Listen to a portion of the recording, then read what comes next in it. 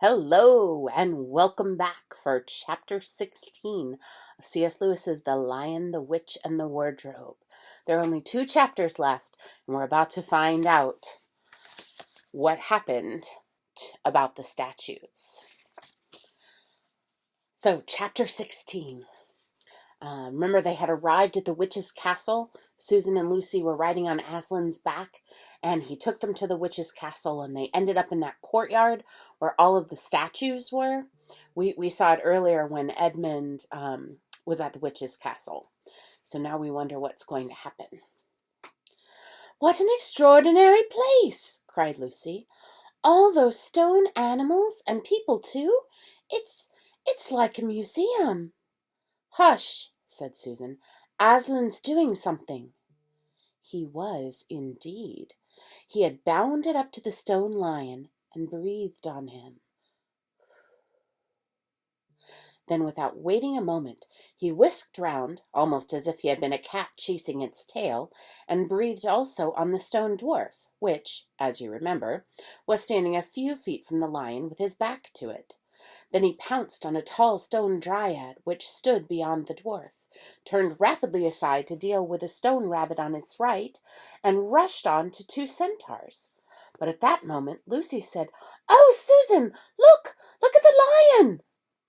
I expect that you've seen someone put a lighted match to a bit of newspaper when it's propped up in a grate against an unlit fire. Or, well, maybe you really haven't, but when you light a newspaper on fire, like for starting a camping fire or something, it lights really fast and then goes whoosh across the paper. It's really cool. And for a second, nothing seems to have happened, and then you notice a tiny streak of flame creeping along the edge of the newspaper. It was like that now. For a second after Aslan had breathed upon him, the stone lion looked just the same. Then a tiny streak of gold began to run along his white marble back, and then it spread. Then the color seemed to lick all over him as the flame licks all over a bit of paper. And then, while his hindquarters were still obviously stone, the lion shook his mane, and all the heavy stony folds rippled into living hair. Then he opened a great red mouth, warm and living, and gave a prodigious yawn. That means a really big yawn.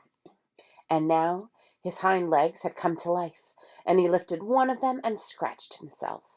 Then, having caught sight of Aslan, he went bounding after him and frisking round him, whimpering with delight and jumping up to lick his face. Of course, the children's eyes turned to follow the lion, but the sight they saw was so wonderful that they soon forgot about him. Everywhere the statues were coming to life. The courtyard no longer looked like a museum. It looked more like a zoo. Creatures were running after Aslan and dancing round him till he was almost hidden in the crowd. Instead of all that deadly white, the courtyard was now a blaze of colors. Glossy chestnut sides of centaurs, indigo horns of unicorns, dazzling plumage of birds, reddy brown of foxes, dogs, and satyrs, yellow stockings and crimson hoods of dwarves, and the birch girls in silver, and the beech girls in fresh transparent green, and the larch girls in green so bright that it was almost yellow.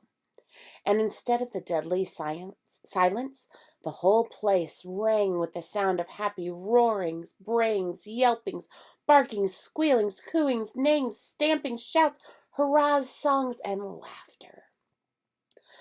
"Oh," said Susan in a different tone, "look, is it safe?" Lucy looked and saw that Aslan had just breathed on the feet of a stone giant. "It's all right," shouted Aslan joyously. "Once the feet are put right, all the rest of him will follow." "That wasn't exactly what I meant," whispered Susan to Lucy. But it was too late to do anything about it now, even if Aslan would have listened to her. The change was already creeping up the giant's legs. Now he was moving to his feet. A moment later he lifted the club off his shoulder, rubbed his eyes, and said, Bless me, I must have been asleep. Now, where's that dratted little witch that was running around on the ground? Somewhere just by my feet it was. But when everyone had shouted up to him to explain what had really happened, and when the giant had put his hand to his ear and got them to repeat it all again so that he at last understood, then he bowed down till his head was no further off than the top of a haystack, and touched his cap repeatedly to Aslan, beaming all over his honest, ugly face. Giants of any sort are now so rare in England, and so few giants are good-tempered, that 10 to 1 you have never seen a giant when his face is beaming. It is a sight well worth looking at. Now for the inside of the house, said Aslan. Look alive, everyone. Upstairs and downstairs and in my lady's chamber. Leave no corner unsearched. You never know where some prisoner may be concealed.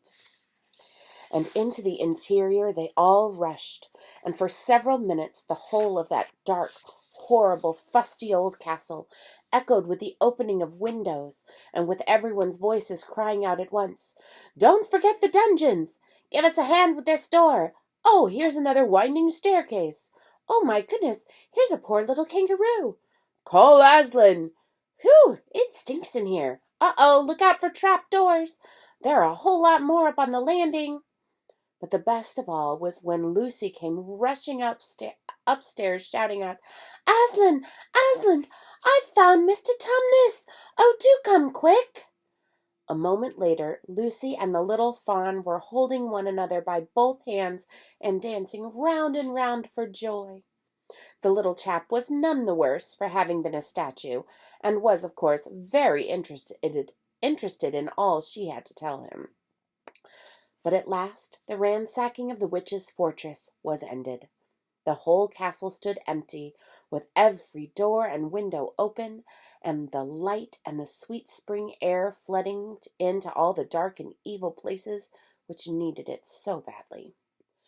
The whole crowd of liberated statues surged back into the courtyard, and it was then that someone, Tumnus, I think, first said, "But how are we going to get out?" For Aslan had got in by a jump, and the gates were still locked. "That'll be all right," said Aslan, and then, rising on his hind legs, he yelled up at the giant, "Hi, you up there! What's your name?" "Giant Rumblebuffin, if it please your honor," said the giant once more, touching his cap. "Well then, Giant Rumblebuffin, just let us out of this, will you?" "Certainly, your honor, it will be a pleasure," said Giant Rumblebuffin. "Stand well away from the gates, Ollians." And then he strode to the gate himself, and bang, bang, bang went his huge club. The gates creaked at the first blow, cracked at the second, and shivered at the third. Then he tackled the towers on each side of them, and after a few minutes of crashing and thudding, both the towers and a good bit of the wall on each side went thundering down in a mass of hopeless rubble. And when the dust cleared, it was odd, standing in that dry, grim, stony yard, to see through the gap all the grass and waving trees and sparkling streams of the forest, and the blue hills beyond that, and beyond them the sky. "Blowed if I ain't all in a muck sweat." Blowed if I... Hang on, let me read that again. "Blowed if I ain't all in a muck sweat," said the giant, puffing like the largest railway engine. I think that means that he must feel sweaty and gross after doing all that work. Let's read the next sentence and see if that still makes sense. "Comes o' being out of condition. I suppose neither of you young ladies has such a thing as a pocket handkerchief on you?" Oh, yep, it is. It does sound like he needs to wipe a little sweat off himself. "Yes, I have," said Lucy, standing up on tiptoes and holding her handkerchief up as far as she could. "Thank you, missy," said Giant Rumblebuffin, stooping down. Next moment, Lucy got rather a fright, for she found herself caught up in mid-air between the giant's finger and his thumb. But just as she was getting near his face, he suddenly startled, and then put her gently back down on the ground, muttering, "Bless me, I've picked up the little girl instead. I beg your pardon, missy, I thought you was the handkerchie." "No, no," said Lucy, laughing. "Here 'tis." This time he managed to get it, but it was only about the same size to him that a sugar cube would be to you, so that when she saw him solemnly rubbing it to and fro across his giant red face, she said, "I'm afraid it's not much use to you, Mr. Rumblebuffin." "Not at all, not at all," said the giant politely. "Never met a nicer handkerchie. So fine, so handy. I don't know how to describe it." "What a nice giant he is," said Lucy to Mr. Tumnus. "Oh, yes," replied the fawn. "All the Buffins always were. One of the most respected of all the giant families in Narnia. Not very clever, perhaps. I never knew a giant that was, but an old family, with traditions, you know. If he'd been on the other sort, she'd have never turned him into stone." At this point, Aslan clapped his paws together and called for silence. "Our day's work is not yet over, and if the witch is to be finally defeated before bedtime, we must find the battle at once." "And join in, I hope, sir," added the largest of the centaurs. "Of course," said Aslan.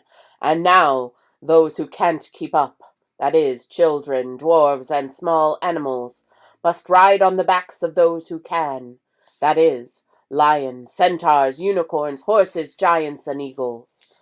Those who are good with their noses must come in the front with us lions to smell out where the battle is. Look lively and sort yourselves." And with a great deal of bustle and cheering, they did.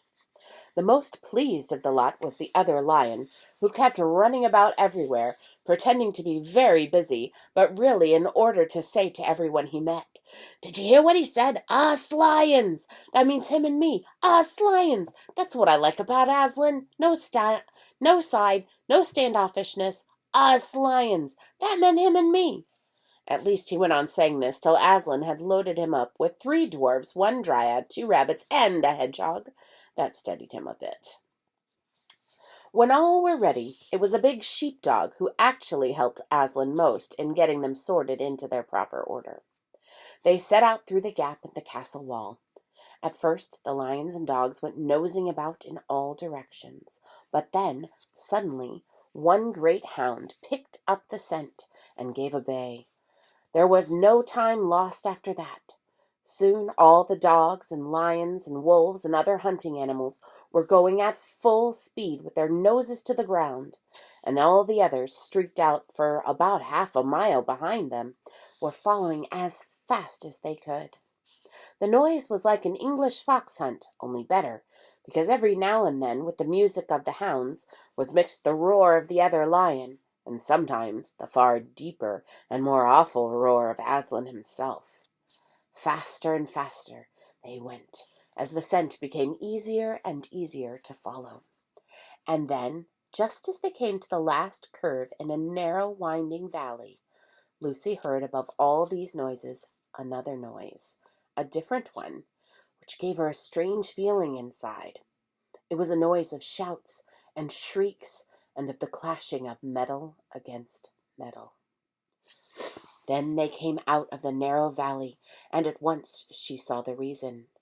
There stood Peter and Edmund and all the rest of Aslan's army, fighting desperately against the crowd of horrible creatures whom she had seen last night. Only now, in the daylight, they looked even stranger and more evil and more deformed. There also seemed to be far more of them.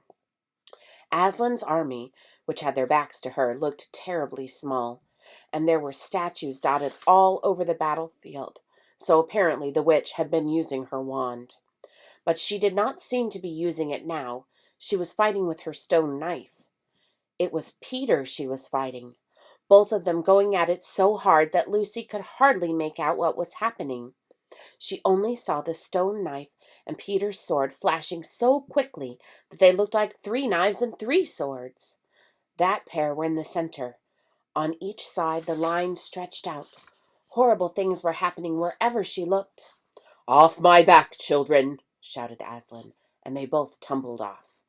Then, with a roar that shook all of Narnia, from the western lamppost to the shores of the eastern sea, the great beast flung himself upon the White Witch.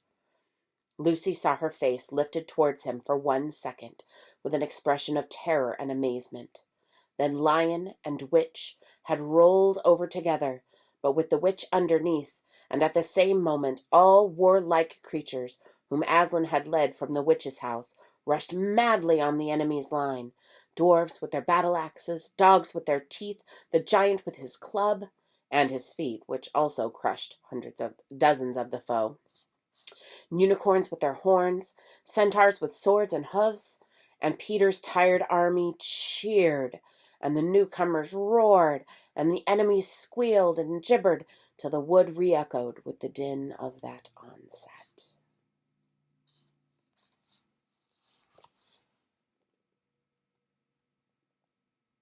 They got there in time! What do you think the witch was thinking when she saw Aslan, whom she thought was dead, come jumping and roaring at her? Do you think that they're going to win? Yeah, they're totally going to win. But we'll have to find out how they win next time we get together for our very last chapter, The Hunting of the White Stag. I hope you've been enjoying the story so far. The next chapter will come out tomorrow. Good night, everyone.